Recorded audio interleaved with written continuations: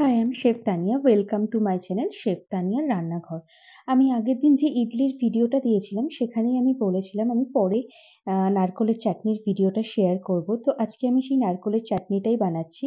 তো তার জন্য এখানে আমি মিক্সিং জারের মধ্যে নারকোল দিয়ে দিয়েছি, আদা দিয়ে দিয়েছি, কাঁচা লঙ্কা দিয়ে দিয়েছি আর রোস্টেড বাদাম দিয়ে দিয়েছি। এখানে বাদাম আর নারকোলের কোয়ান্টিটিটা কিন্তু আমি সেম রেখেছি। এরপর নুন দিয়ে দেব। দিয়ে আমি একটু সামান্য জল দিয়ে দেব, যেটা পেস্ট করতে যতটুকু লাগবে ততটাই জল আমি দেব। এরপর আমি পেস্ট করে নেব। জলটা কিন্তু বুঝে দেবেন, একদম বেশি দেবেন না, তাহলে কিন্তু পেস্টটা ঠিকঠাক হবে না।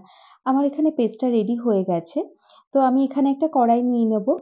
কড়াইয়ের মধ্যে তেল দিয়ে দিয়েছি, দিয়ে সর্ষে ফোড়ন দেব, কারি পাতা দিয়ে দেব আর শুকনো লঙ্কা দিয়ে দেব। এরপর একটু হিং দিয়ে দেবো।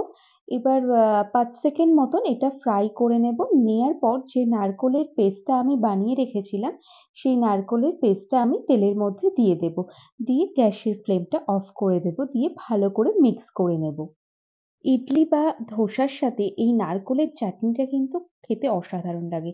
মানে নারকোলের চাটনিটা ছাড়া ইডলি ধোসা ইনকমপ্লিট থাকে। তো এখানে রেডি হয়ে গেছে নারকেলের চাটনি। আমি ডেসক্রিপশনে ইডলির ভিডিওর লিঙ্কটাও দিয়ে দেবো। বাড়িতে এই নারকোলের চাটনিটা বানিয়ে অবশ্যই আমাকে জানাবেন কেমন লাগলো।